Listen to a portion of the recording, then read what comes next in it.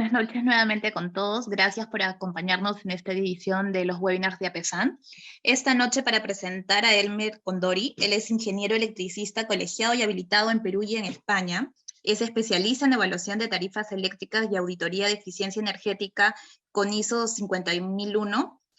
Con más de 15 años de experiencia profesional, Elmer actualmente se desempeña como coordinador senior de eficiencia energética en TNC Contratistas. Esta noche, Elmer nos va a presentar un tema bastante interesante vinculado a la eficiencia de energía que todo Facility Management debe saber. Sin más, los dejo con Elmer para que pueda dar inicio a la ponencia de hoy. Muchas gracias a todos por su asistencia.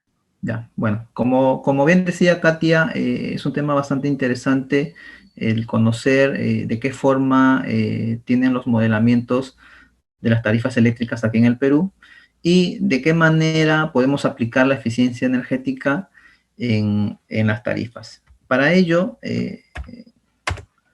un momentito por favor, para ello creí importante poder conocer cómo se establecen los precios dentro de las facturaciones.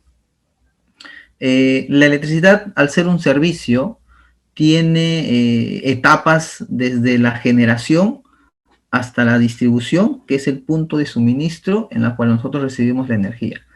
Estas etapas comprenden gastos económicos, y esos gastos económicos están distribuidos hacia nuestras facturaciones eléctricas. Y estas etapas es la generación, que es propiamente dicha la creación de la electricidad. Luego viene el transporte, que es considerado como la transmisión, y luego, como había comentado, al final la distribución, que es el punto final donde vamos a recibir la energía, sea en baja tensión o en media tensión. Luego también es importante, antes de poder entrar de lleno a conocer las condiciones de las tarifas, es importante conocer y saber diferenciar los términos. En muchas ocasiones, cuando hemos hecho análisis a nuestros clientes, nos hablan de energía, pero nos expresan en unidades de kilovatio. Entonces, entendemos que tal vez ahí hay unas confusiones que eso también pues, no permite llevar un buen desarrollo en su planeamiento de poder reducir los costos, ¿no? Por lo tanto, los términos de energía y potencia están expresadas en el término de energía en kilovatio hora, porque la energía va a depender del tiempo de utilización de ese equipo. Y la potencia es, como yo digo, que es el impulso o la fuerza que necesitan los equipos eléctricos para su funcionamiento. En el apartado de energía, en las tarifas eléctricas, lo desglosan en dos partidas: la energía activa hora punta y la energía activa fuera de punta.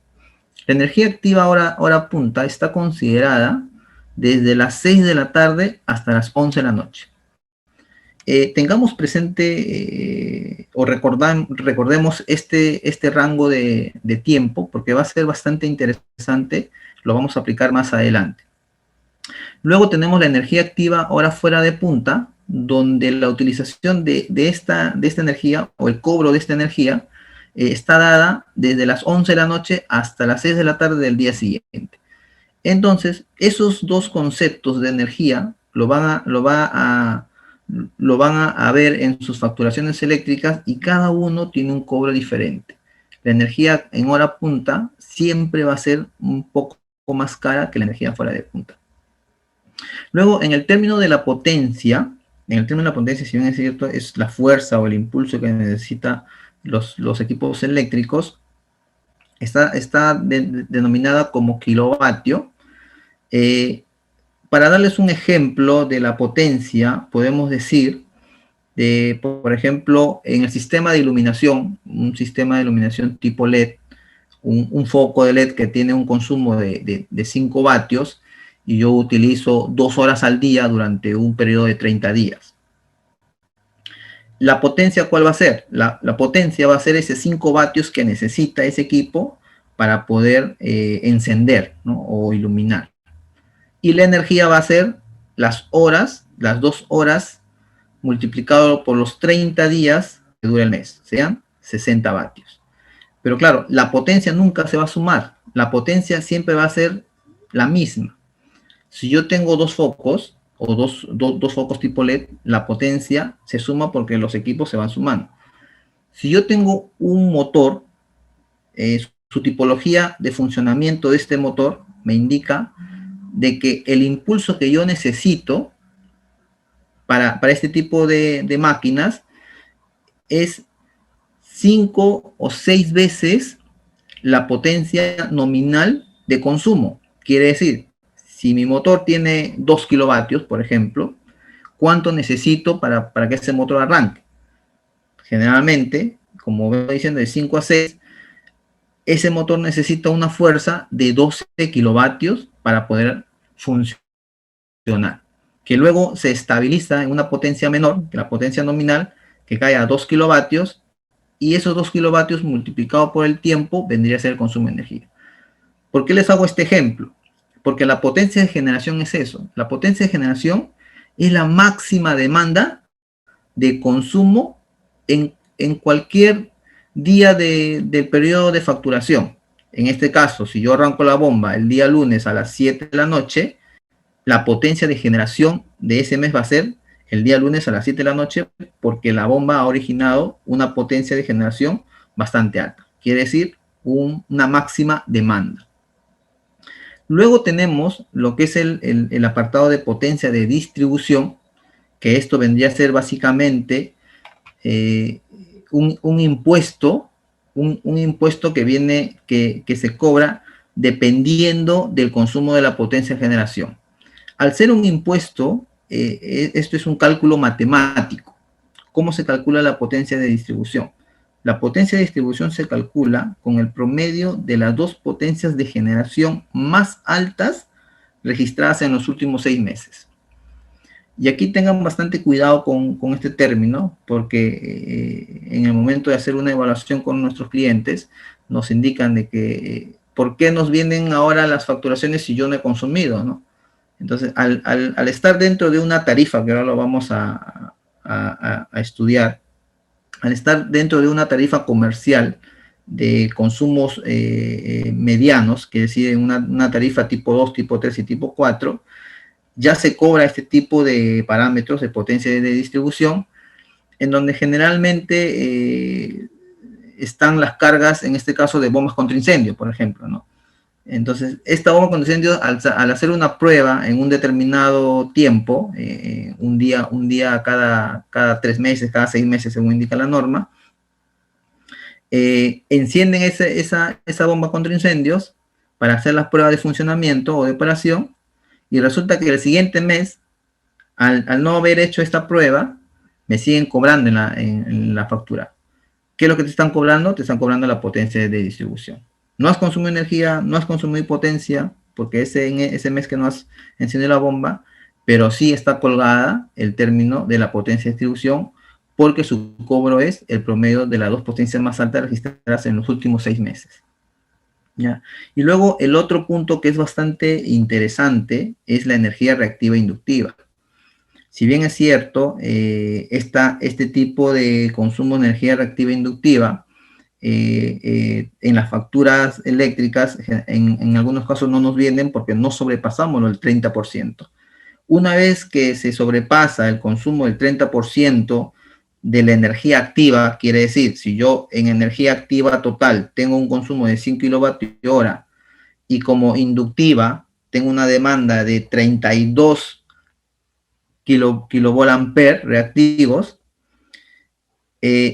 los 30 kilovolt reactivos no me lo van a cobrar porque según establece los parámetros de tarifación, no tiene un cobro respectivo, pero los dos que me están sobrepasando, esos 2 kilovolt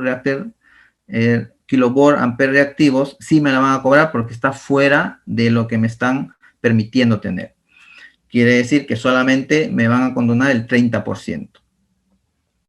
¿Ya? Entonces, esos puntos debemos de tener bastante cuidado para poder tomar acción en nuestros recibos o en nuestras tarifas eléctricas. Luego, consideré bastante importante tocar cómo se mueven los costos tanto de energía como de potencia, durante la etapa, por ejemplo, en este último año, ¿no?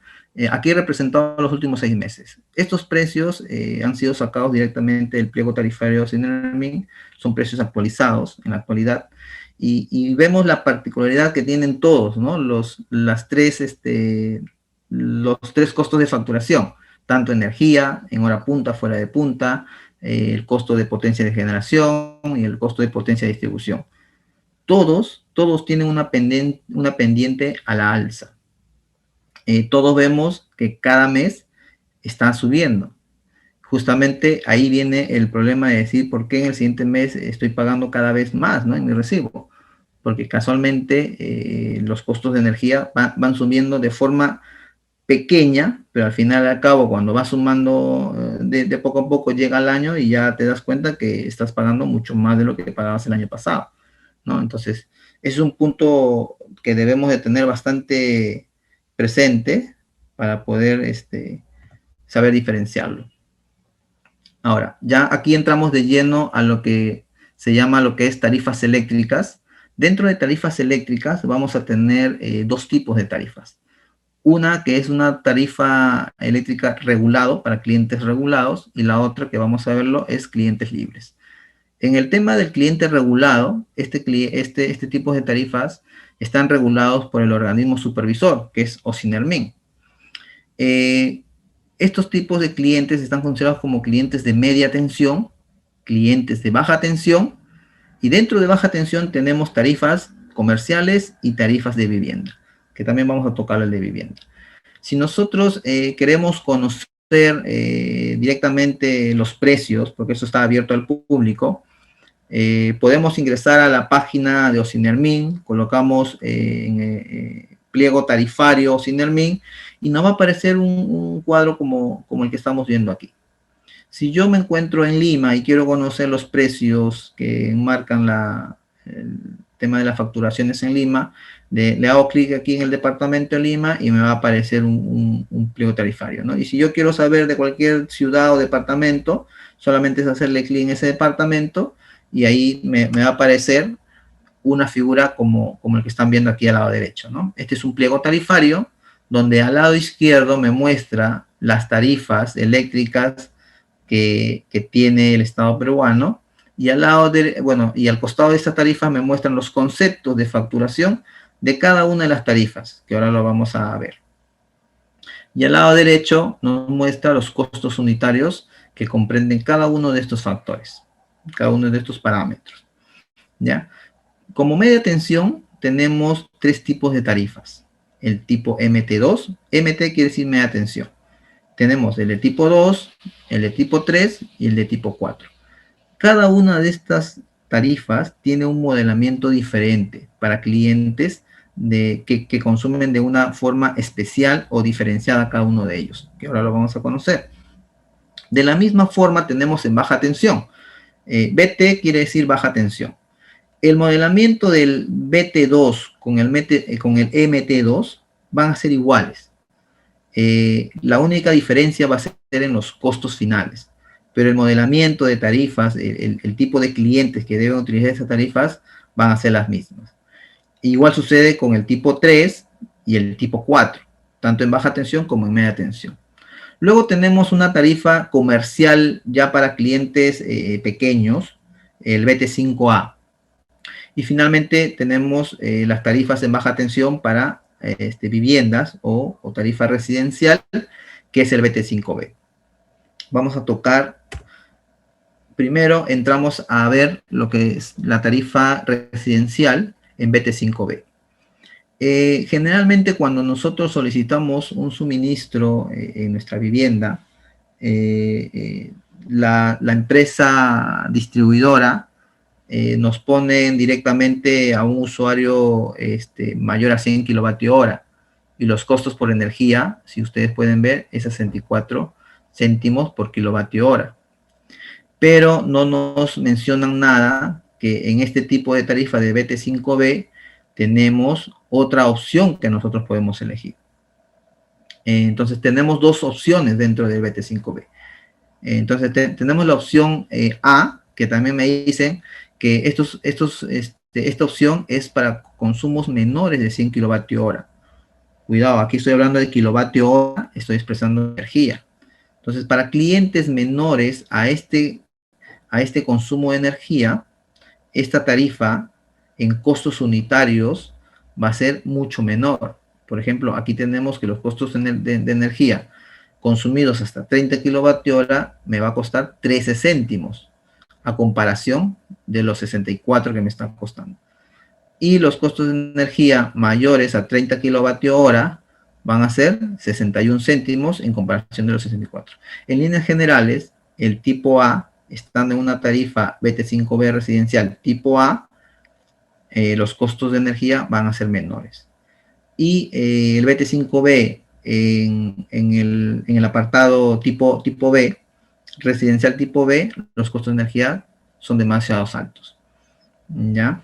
Esto es básicamente, hemos querido tocar este tema porque entendemos que en la actualidad pues nos ha permitido hacer trabajos desde casa y de alguna manera pues vamos a tener que llegar a una normalidad que tal vez ahí nos podamos analizar si en realidad podemos tener el consumo de energía a un costo menor.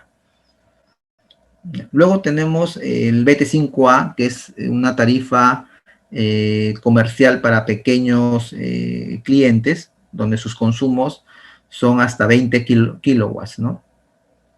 Pero ojo, ¿no? Aquí también tenemos en el otro modelamiento de tarifas dentro del BT5A que me permiten tener consumos de hasta 50 kilovatios. Entonces también esta tarifa me permite tener una carga mediana, una carga también importante, ¿no? Lo que yo le comentaba al inicio, el ejemplo que ponía de las bombas contra incendio, ¿no? Nos hemos encontrado en muchos clientes que la bomba contra incendio generalmente lo ponen en una tarifa BT4, BT2, incluso un BT3, porque la bomba que tienen instalada pues tiene un 30, 40 kilovatios, y como generalmente esta tarifa están para clientes de 20 kilovatios, pues dice, oye, 20 kilovatios es poco, ¿no? Entonces me paso a la otra tarifa de BT2. Pero claro, el BT2 o bueno, el tipo 2, 3 o 4 tienen muchos más parámetros, lo que yo les comentaba, la potencia de generación y la potencia de distribución. Lo que normalmente nosotros recomendamos es estar en este tipo de tarifas porque solamente me cobran consumo de energía. Entonces, ¿qué pasa cuando yo hago el arranque de la bomba porque necesito hacer la prueba de operación? El mes que yo utilizo o el mes que yo realizo la prueba es el mes que solamente voy a pagar, tanto en consumo de energía activa, hora punta, fuera de punta. Eso va a depender en qué momento enciendo yo la bomba. Pero viendo las tarifas en cargo de energía fuera de punta, que es a partir de las 11 de la noche hasta las 6 de la tarde, me cobran mucho más barato. Por lo tanto, si yo quiero hacer algún trabajo, algún tema de encendido de bomba para ver si está en buen estado, ¿no? Es mejor hacerla en fuera de punta y no hacerla a partir de las 6 de la tarde porque voy a pagar un sol con 47 céntimos por kilovatio hora. ¿Ya? Entonces, de la misma forma, podemos nosotros utilizar el otro tipo el tipo B, si tenemos mi bomba de 30 kilovatios, porque esta me permite usar 50 kilovatios en este horario, en fuera de punta, que es de 11 de la noche hasta las 6 de la tarde. Entonces yo puedo encender tranquilamente mi bomba de 30 o 40 kilovatios para hacer las pruebas y no estoy incurriendo en ninguna penalización, ¿no? Pero si yo enciendo la bomba de 30 kilovatios en hora punta, sí voy a incurrir en un exceso de potencia. Y es cuando me van a cobrar adicionalmente como una penalización. Entonces, habría que tener cuidado con esta tarifa de encender la bomba en horarios que están permitidos, ¿ya? Entonces, recomendado es de las bombas contra incendios elegir ese tipo de tarifas en BT5A para no pagar luego costos que no hemos disfrutado, ¿no? Luego nos adentramos ya a tarifas tipo 2, tipo 3 y tipo 4. En el tipo 2 vemos que tenemos varios conceptos de cobro. Ya entra a tallar lo que es la potencia activa de generación, entra a tallar la potencia activa de distribución, que los costos no son nada menores, y entra a tallar la energía activa en hora punta y la energía activa fuera de punta. Este tipo de tarifa BT2 está hecha especialmente para usuarios con consumos mínimos en periodos de hora punta. Quiere decir, clientes donde sus consumos de 6 de la tarde a 11 de la noche tienen bajos consumos. Por ejemplo, podemos citar en esos tipos de clientes los bancos, ¿no? Tienen un sistema de trabajo durante todo el día y más o menos pues están cerrando entre 3, 4 de la tarde o 5, ¿no? En algunos casos, y ya pues a las 6 está todo cerrado. Para esos tipos de clientes se le recomienda una tarifa tipo 2, así sea esté en baja tensión o esté en media tensión, ¿no? Incluso para lo de oficinas también es una buena elección de tarifa, ¿no? Este tipo de tarifas. Recuerden lo que le había comentado, el tema de cargo por energía reactiva en este tipo de tarifas ya lo vemos visualizando, que hay que tener bastante cuidado con sobrepasar el 30% de la energía activa total, ¿no? Donde ya ameritan los cobros. Aquí no se menciona el cobro de la energía reactiva capacitiva, que es otro tipo de energía, donde en muchas facturaciones lo hemos visto. Este tipo de energía capacitiva afecta doblemente, o sea, afecta económicamente 2 veces que la energía reactiva inductiva. Y la energía capacitiva no tiene ninguna base como tiene ¿no? Un 30%. La energía capacitiva, desde el primer capacitivo que yo demando, ese es lo que me van a cobrar. Si me cobran 5.69 céntimos como inductiva, la capacitiva va a estar en un 12, un 13 céntimos. ¿Ya? Entonces hay que tener bastante cuidado con nuestras instalaciones si demandamos reactiva, inductiva o capacitiva. ¿Ya?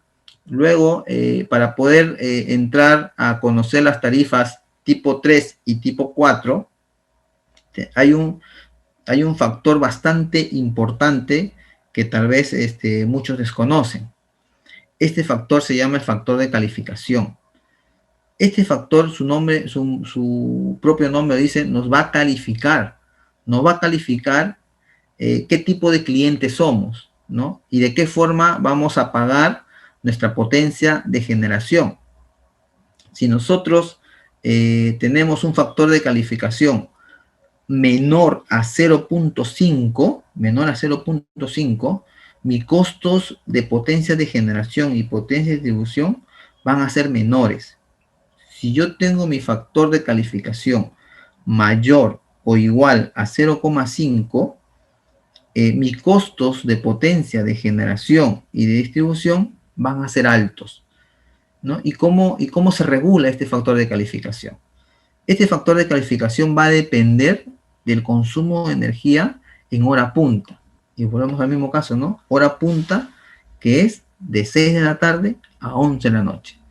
Si yo cuido bastante mi energía en ese lapso de tiempo, yo voy a hacer que mi factor de calificación esté por debajo del 0.5. Como por ejemplo, en este recibo de Enel, tenemos un factor de calificación 0.38, que está por debajo del 0.5, y vemos que los costos en potencia de generación es de 36 soles y la potencia de distribución 47 soles. Ahora vamos a ver directamente en una tarifa BT3 cuánto hubiera sido si hubiéramos tenido un factor de calificación mayor a 0.5, ¿no? Por ejemplo, cargo por potencia activa de generación para usuarios presente en punta. ¿Qué me está diciendo presente en punta? Fíjense ustedes, presente en punta, ¿qué me está diciendo? Presente en punta me está diciendo que yo he tenido un resultado mayor a 0.5. ¿Y cuánto es el costo por potencia de generación en baja tensión? Por potencia de generación, 61 soles. ¿Y qué hubiera pasado si yo hubiera tenido un factor de calificación menor a 0.5? Hubiera estado en 37 soles. ¿Recuerdan la factura que vimos anteriormente? La potencia de generación, 33 soles. Entonces, si esta factura, este factor de calificación en esta factura hubiera sido 0,6 o incluso 0,5, este cliente no hubiera pagado 33, hubiera pagado sobre los 60 soles, ¿no? Entonces, ahí tenemos los costos, más o menos se reducen entre un 40%, ¿no? Igual sucede en el tema de la media tensión. Si nosotros tenemos un factor de calificación por encima del 0,5, vamos a pagar costos de potencia de generación sobre los, en este caso, 56 soles. Si hubieran estado por debajo del 0,5, vamos a pagar solo 29 soles. Y así como la potencia de generación tiene esta diferenciación de precios, en la potencia de distribución también encontramos diferenciación de precios en estos dos, estando presente en punta y fuera de punta.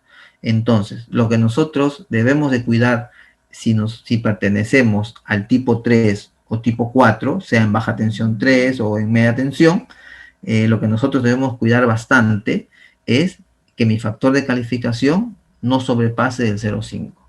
Y para ello tenemos que tener controlado mi consumo de energía en hora punta, ¿ya? Entonces, así como la tarifa tipo 2 están hechos para clientes con consumos mínimos en hora punta, la tarifa tipo 3 está hecha especialmente para clientes donde sus consumos son parejos durante las 24 horas. Por ejemplo, citando a un cliente, los casinos, ¿no? Los casinos están encendidas todas sus máquinas las 24 horas, incluso pues es todo oscuro y toda la iluminación está siempre encendida. Entonces, para esos tipos de clientes se le puede recomendar estar en una tarifa BT3. No quiere decir que ciegamente, pues no, ya es un casino y hay que ponerle un BT3, sino hay que hacerle una evaluación, ¿no? Con los registros de facturaciones anuales, se hace un estudio y se hace una comparación de tarifa en un tipo 2, en un tipo 3, en un tipo 4. Entonces, se hace una evaluación de tarifas y al final, pues, se le recomienda al cliente en una tarifa donde mejor esté en tema de costos, ¿no? Luego también tenemos, ya para cerrar el tema de tarifas con clientes regulados, tenemos a los clientes de tipo 4, ¿no? Estos tipos de clientes, como bien decía, afecta bastante el factor de calificación. Vemos aquí los precios que también afectan, igual que en la tarifa BT3. Este tipo de clientes tipo 4 están hechos para clientes donde sus consumos en hora punta son un poco más, ¿no? Son con consumos que tienen buen consumo, mejor dicho, ¿no?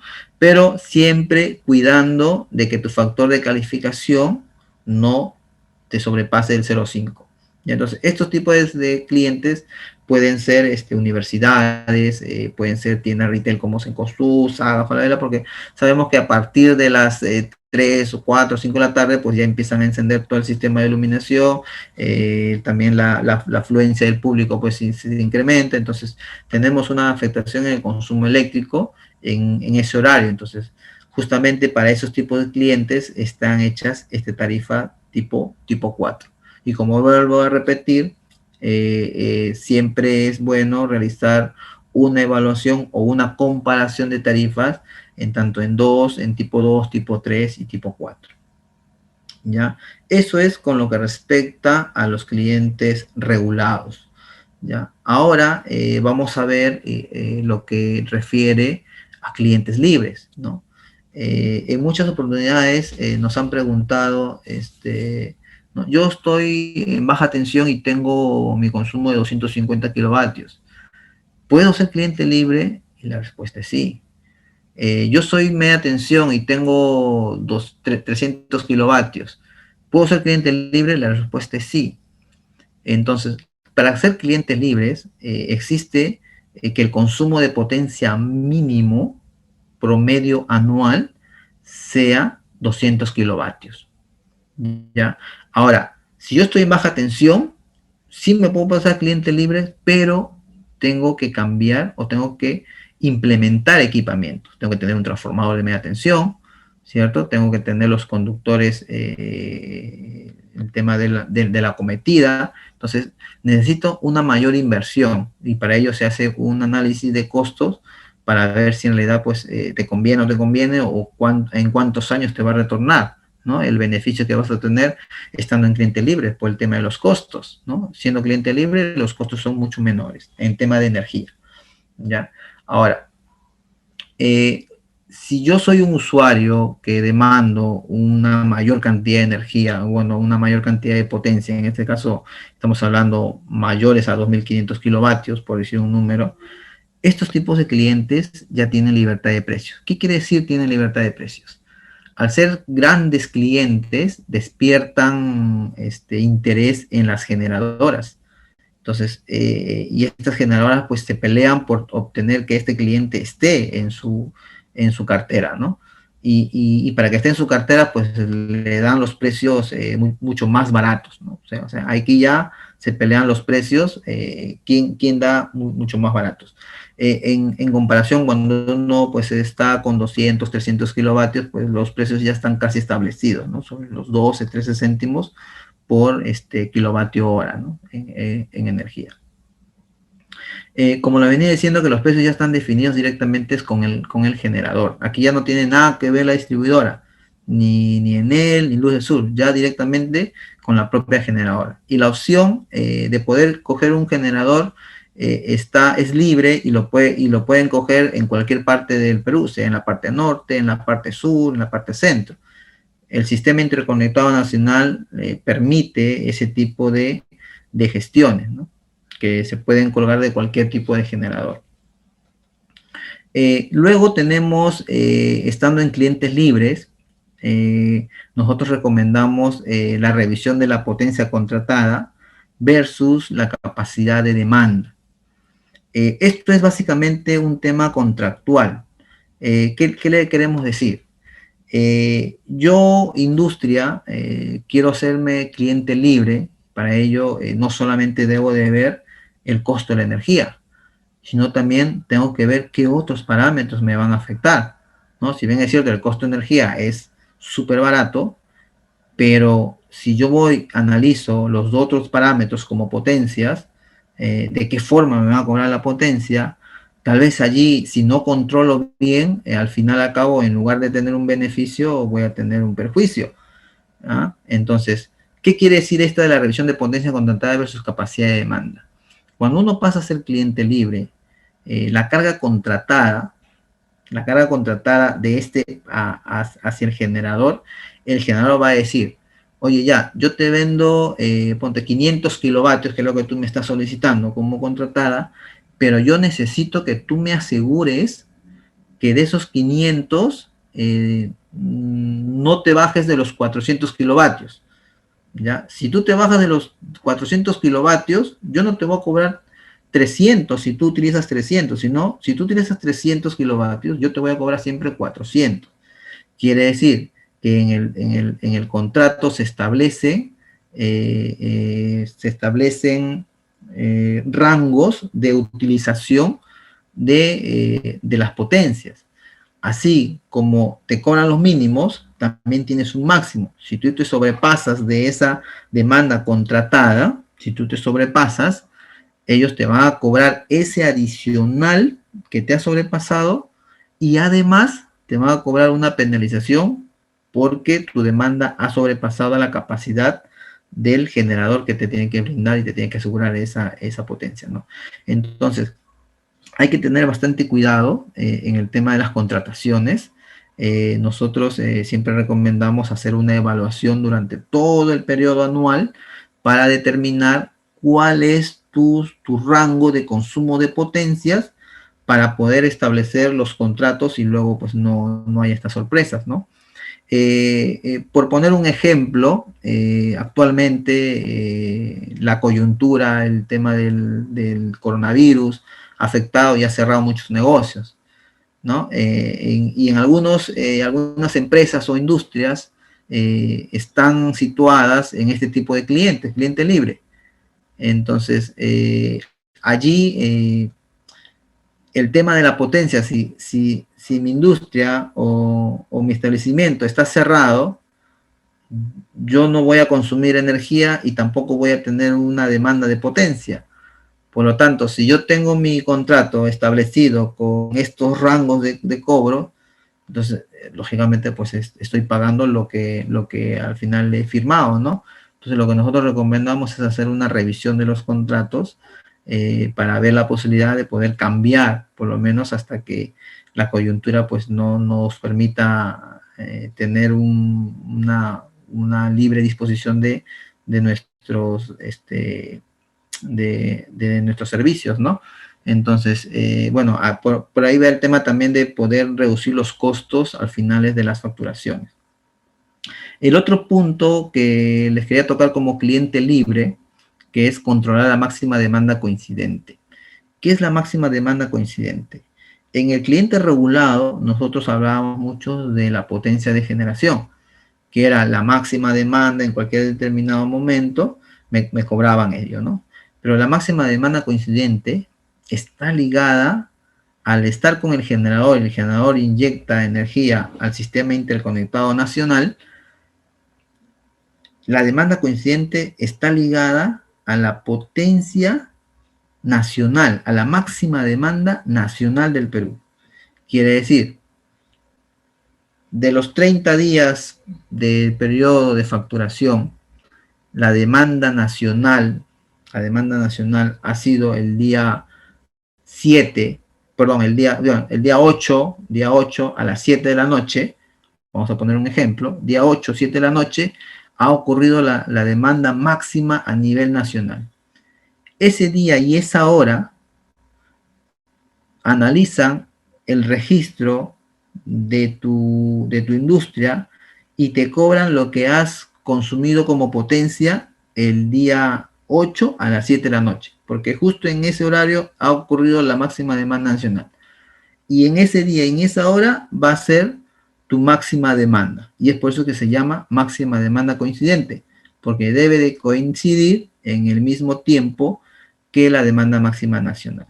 ¿Ya? Entonces, pero me va a decir, oye, pero yo al final nunca sé en qué momento va a ocurrir ello, ¿no?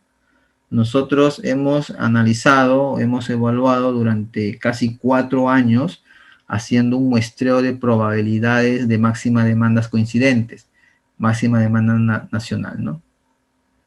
En esta investigación, yo llamo así como una pequeña investigación, hemos detectado que la probabilidad de las demandas máximas nacional o la máxima demanda coincidente ha estado desde las 18:45 hasta las 20 horas, quiere decir, desde las 6:45 de la tarde hasta las 8 de la noche, existe la mayor probabilidad de que caigas en el cobro de tu potencia de máxima demanda.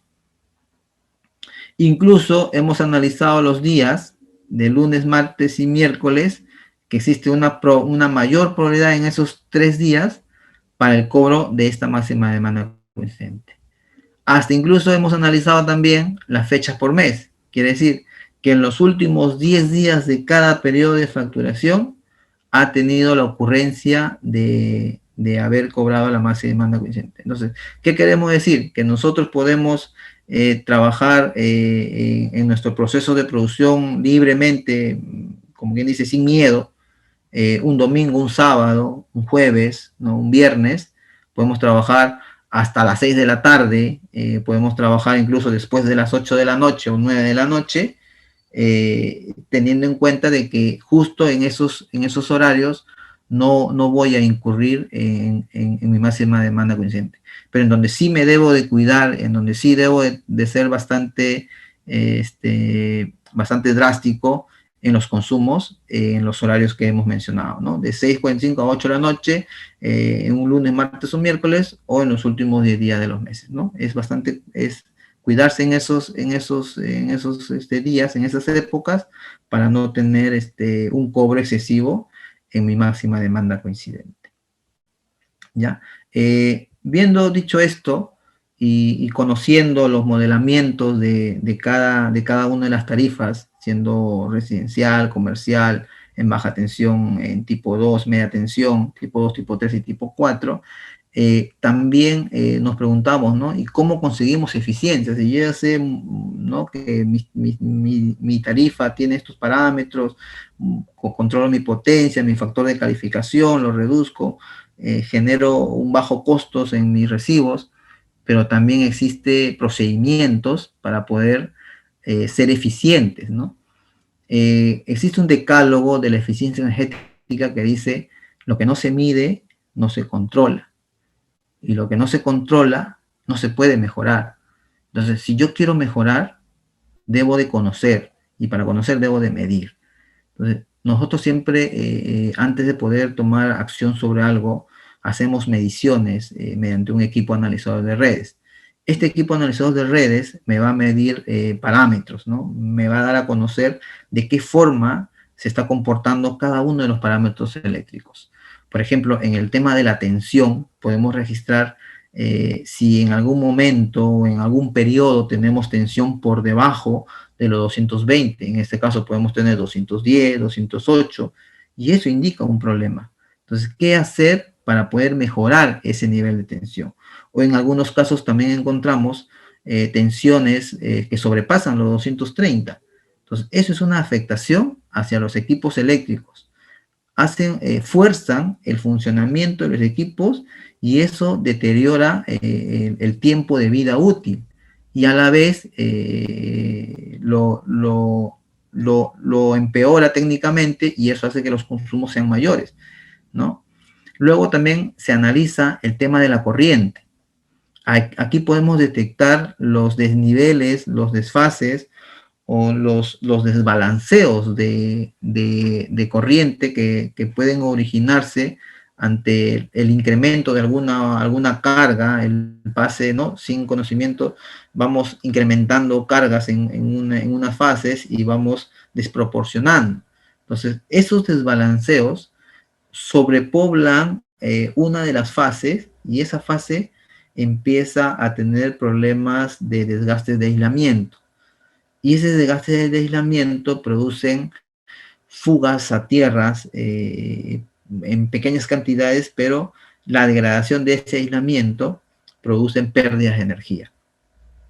Luego también analizamos el término de la potencia, que es, mire, fíjense ustedes que el término de la potencia es bastante interesante. Nosotros podemos tener nuestro recibo ¿no? de luz y podemos ver que nos han cobrado potencia, por decir un número, 200 kilovatios de potencia. Ya, muy bien, 200 kilovatios. Bueno, estoy generando mucha potencia.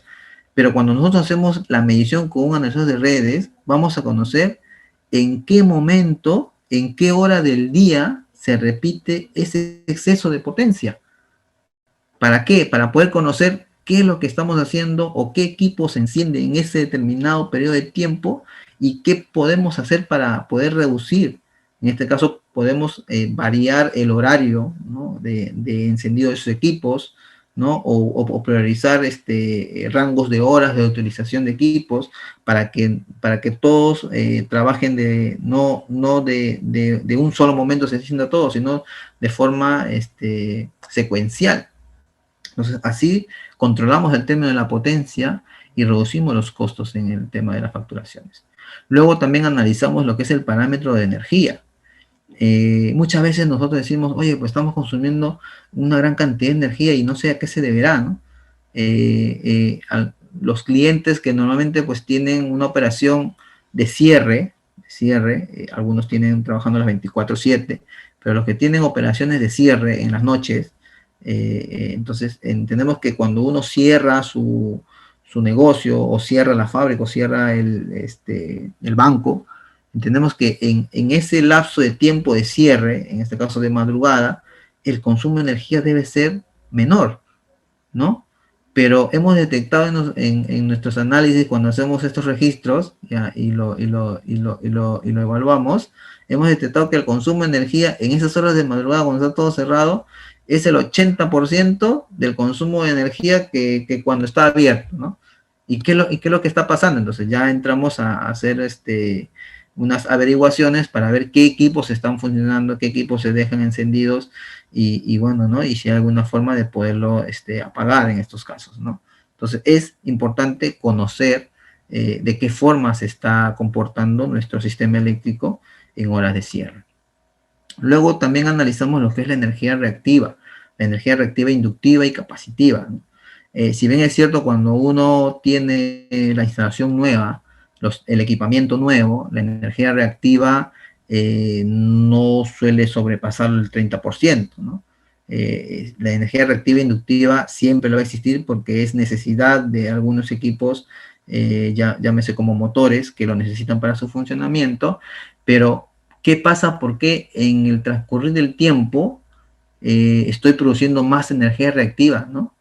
Esto es porque tal vez el equipo o la instalación no está trabajando perfectamente, como hablamos del tema de la tensión, y el equipo se deteriora y eso hace de que el funcionamiento de ese equipo necesite de más energía reactiva e inductiva.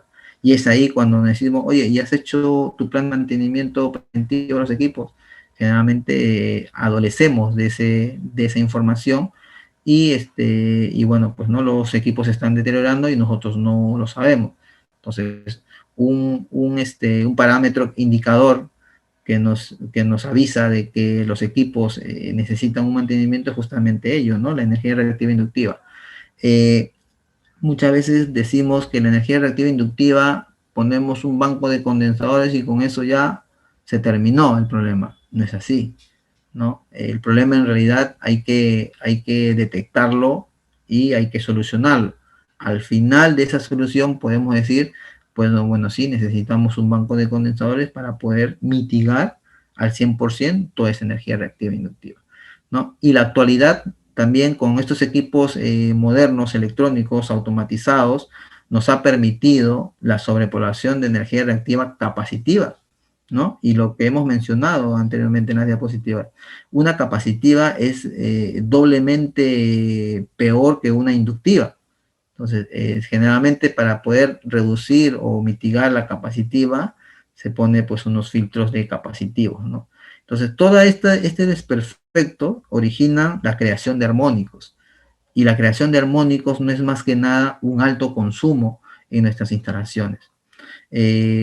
También los armónicos generan sobrecalentamientos en los conductores, ¿no? Justamente aquí en el siguiente punto tocamos las mediciones de temperatura de componentes de tableros eléctricos, ¿no? Es importantísimo conocer las temperaturas de operación, tanto en los interruptores termomagnéticos, los diferenciales, los conductores, las conexiones, el conexionado, si por algún momento están habiendo falsos contactos, esos originan calentamientos y el calentamiento es pérdida, ¿no? Pérdida de energía por efecto de Joule. Entonces, lo que se recomienda en estos casos para conseguir eficiencia es siempre medir, ¿no?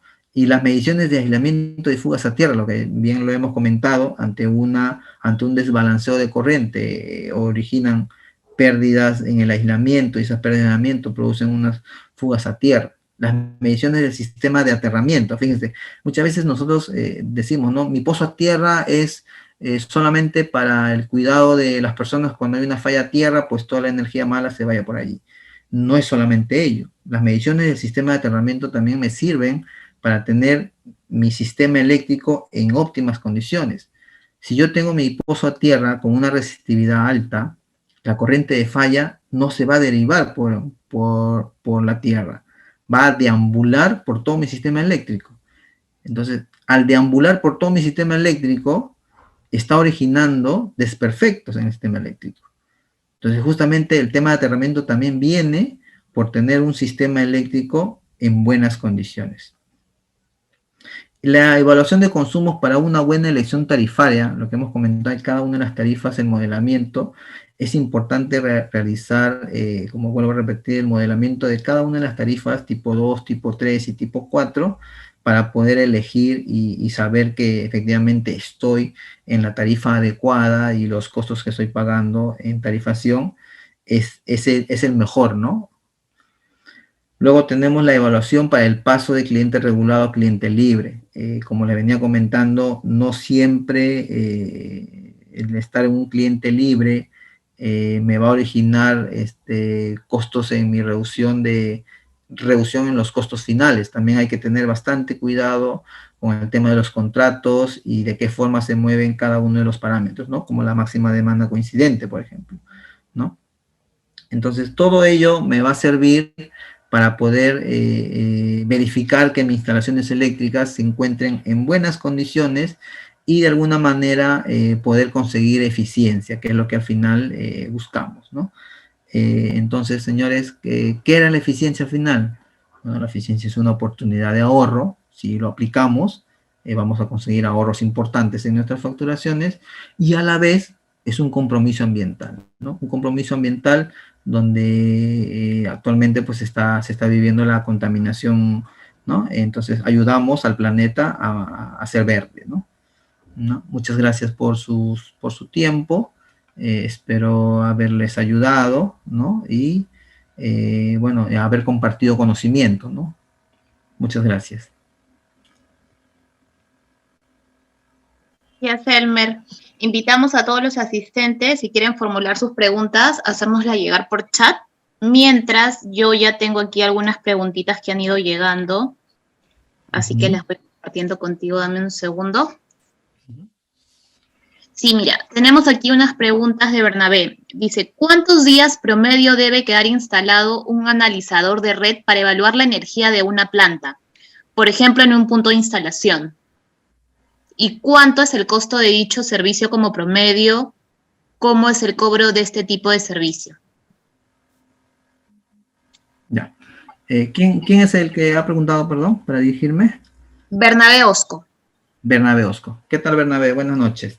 Bernabé, referente a tu pregunta de cuánto el tiempo de poder instalar un analizador de redes, eso va a depender mucho qué es lo que quieres medir, qué es lo que quieres conocer, ¿no? Generalmente nosotros recomendamos la instalación de 15 incluso hasta 30 días, ¿no?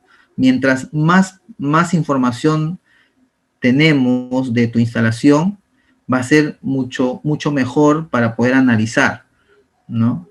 Entonces, ahora, los costos de la instalación, eso va a depender mucho de cada empresa, ¿no? Cada empresa maneja sus costos de instalación, ¿ya? Okay, aquí tengo otra pregunta de Bernabé también. Dice, ¿la compensación por energía inductiva capacitiva está regulada? ¿Qué norma la especifica? Perdón, que no te escuchaba muy bien, Katia, discúlpame. Sí, la compensación por energía inductiva capacitiva está regulado. ¿Qué norma la especifica? Ya, a ver. Aquí hay dos conceptos. Una es la energía reactiva inductiva y la otra es la energía reactiva capacitiva. La energía reactiva inductiva viene básicamente, la regulación viene por el factor de potencia. Entonces, está permitido que nuestras instalaciones tengan un factor de potencia 0,9 hacia arriba, 0,92, 0,93, ¿no? Así. Ya estando por debajo del 0,9, ya existe una afectación al sistema eléctrico. En esos casos, es por ello que se penaliza, entre comillas, ¿no? Existe un cobro a partir del 30% en consumo de energía inductiva. Ahora, el tema de la capacitiva, como yo mencionaba en las diapositivas, era el cobro de las capacitivas es directamente desde la primera capacitiva que nosotros demandamos o producimos en este caso, es la que nos van a cobrar.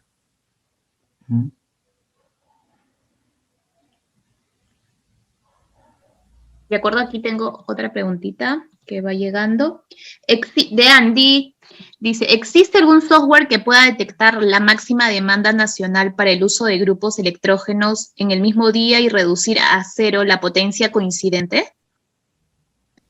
A ver, la máxima demanda nacional es imposible saberlo, porque la demanda máxima nacional justamente se mueve por la producción nacional, ¿no? En este caso de todas las industrias. Entonces, nunca se va a saber, pero lo que sí mostramos al final de las diapositivas era las probabilidades, ¿no? Que eso sí nos sirve de una gran ayuda para poder tener un control, ¿no? De decir, oye, de 6 de la tarde a 8 de la noche, yo sé que en cualquier momento me va a caer la demanda máxima nacional. Entonces, evito de alguna manera poder tener mi producción o mi gran producción, mejor dicho, o encender máquinas potentes en ese lapso de tiempo.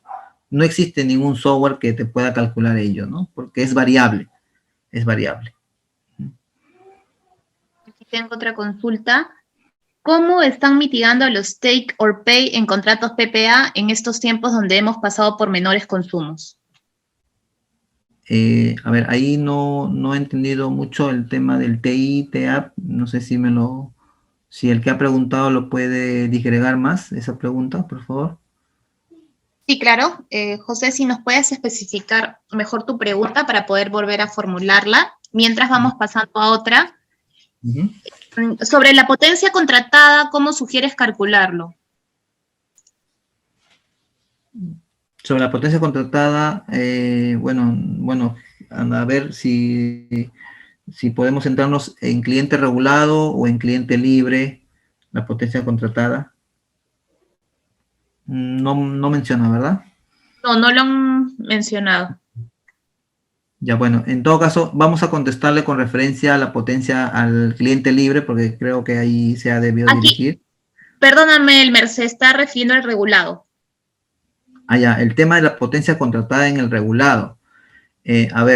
Nosotros en el tema de la potencia contratada y regulado no existe ningún cálculo, solamente es tu cuadro de cargas y sobre ese cuadro de cargas se solicita la potencia contratada cuando es un regulado. No había ningún mayor problema ni temas contractuales como lo hemos mencionado en clientes libres, ¿no? Ya. Aquí tengo otra. De Luis, dice, en tarifa BT5B, Luz del Sur puede saber el consumo de energía reactiva. El tema del consumo de energía reactiva va a depender de qué tipo de medidor te instalen. Si es un medidor electrónico, esos medidores sí registran esos tipos de consumos. Por lo tanto, tú puedes solicitar a Luz del Sur ese tipo de consumo que tal vez pues tú quieras evaluarlo. Pero si tenemos un medidor, digamos, manual o mecánico, mejor dicho, un medidor mecánico, va a ser imposible saberlo, porque este medidor solamente me registra consumo de energía activa, nada más. Ya, perfecto. Tengo una pregunta más. Al ser cliente libre, siempre va a ser necesario tener un reel como esquema de carga de mínima frecuencia, un relé como esquema de carga de mínima frecuencia. No sé si lo han escrito bien. Sí, justamente la reglamentación a partir del año 2015 exige que todos los usuarios de cliente libre tengan ese sistema de protección, ¿no? De salida de la máxima de manera de la frecuencia. Sí, eso está reglamentado y es una exigencia. Okay. Aquí me preguntan, Alitze, ¿se puede cambiar de tarifa cuántas veces? Ya. Los contratos de tarifas en el tema regulado están supeditados a un año. Entonces, justamente en sus recibos, en la parte inferior, debe de venir un dato como el contrato se expira o se extiende hasta tales fechas, ¿no? Entonces, podemos cambiar de tarifa según establece tu recibo a la fecha límite que tiene de caducidad, ¿no? De las tarifas. Quiere decir, puedes cambiarlo una vez al año, ¿no? Si esa es la respuesta directa, ¿no? Y hay otra pregunta. A ver, dame un segundo que están llegando varias. ¿Qué requisitos hay para cliente libre? Ya, bueno, eso lo hemos comentado también en las diapositivas. El único requisito para ser cliente libre es ser un cliente de un promedio de potencia, de consumo de potencia mayor a 200 kilowatts. Si eres un cliente promedio durante todo un año, tienes consumo promedio de 200 kilowatts, tienes opción a ser cliente libre, ¿no? Ya, aquí tengo una más. que dice, ¿cuál es el ahorro promedio en porcentaje al hacer un estudio y por consiguiente un cambio tarifario, ¿no? Ya, bueno, a ver, el cambio tarifario, si hablamos dentro de baja tensión, ¿no? El tipo 2, tipo 3 y tipo 4, que normalmente se hacen esas evaluaciones en esos tres modelos de tarifas, va a depender del consumo que tenga, ¿no? No siempre va a ser un 10%, un 5%, un 20%. Todo va a depender del consumo que estés realizando o de las potencias que estés consumiendo, ¿no? Entonces, donde sí le puedo ayudar es, hemos visto ahorros, bueno, o reducciones hasta de un 30%, ¿no? Entonces, todo va a depender del consumo que esté teniendo, ¿no? Ok, aquí tengo otra. Me dicen, ¿cuánto es el tiempo estimado para realizar el estudio de calidad de energía y poder determinar cuál es la tarifa recomendable para un cliente y qué consideraciones se debe tener? Ya. Para una calidad de energía y centrarnos en el tema tarifario, es recomendable tener alrededor de unos 30 días, justamente en el periodo de facturación, para poder evaluar potencias, energías finales, energía hora puntas finales, ¿no? Durante todo el periodo de un mes. 30 días sería la respuesta. Mira, aquí tengo, José Tello está un poco precisando mejor su pregunta, ¿no? Dice, el take or pay es una condición en contratos de energía libre donde te condicionan a pagar un consumo mínimo. Pero en pandemia muchos pararon operación y quería saber si encontraron una forma para mitigarlo. Ya, justamente era lo que habíamos comentado de las potencias contratadas, ¿no? Eso va a depender en mucho del tipo de contrato que se haya firmado.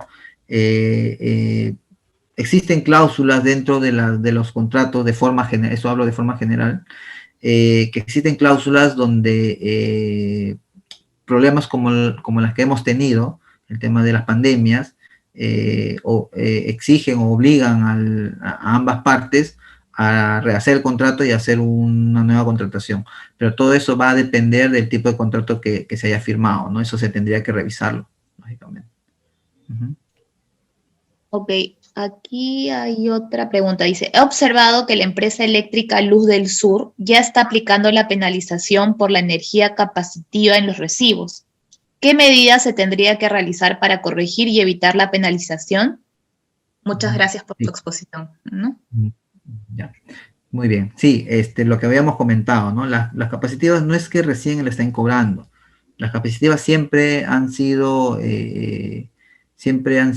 digamos, cobradas en los recibos, pero claro, te cobran cuando tú tienes consumos, ¿no? De capacitivas, si no las tienes, lógicamente, no te van a cobrar. El costo de estas capacitivas, como lo vengo diciendo, es doblemente que el costo de una inductiva. Ahora, ¿qué se debe hacer en estos casos? Primero, se debe de analizar qué equipos tienes instalados, qué equipos demandan este tipo de energía y evaluar si efectivamente pues, ese equipo está trabajando en buenas condiciones, ¿no? Si una vez pasado todas esas evaluaciones, seguimos teniendo capacitivos, existen equipos que sí te mitigan, ¿no? Como son los filtros de capacitivos. Uno de los mayores problemas que hemos encontrado haciendo nuestros estudios en estos tipos de capacitivos es de que al cambiar todo el sistema de iluminación, los tipos LEDs, muchos se van por el tema de precios, consiguen los fabricantes que no son reconocidos en el mercado. Entonces, esos fabricantes en sus equipamientos de iluminación internos, todo el sistema electrónico de la iluminación genera un alto consumo de capacitivo.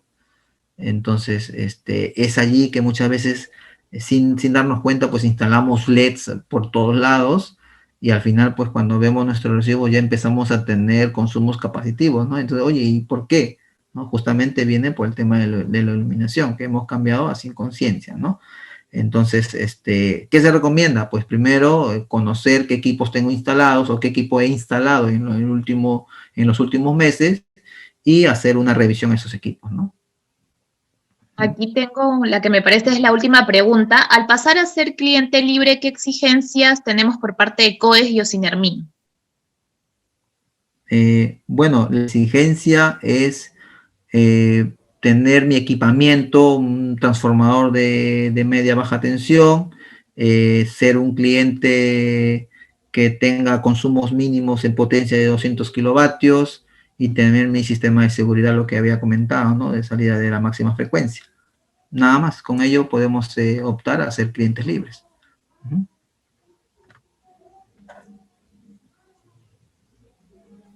Ok, Elmer, creo que esas son todas las preguntas. Nuevamente agradecerte por la charla, creo que ha estado bastante interesante.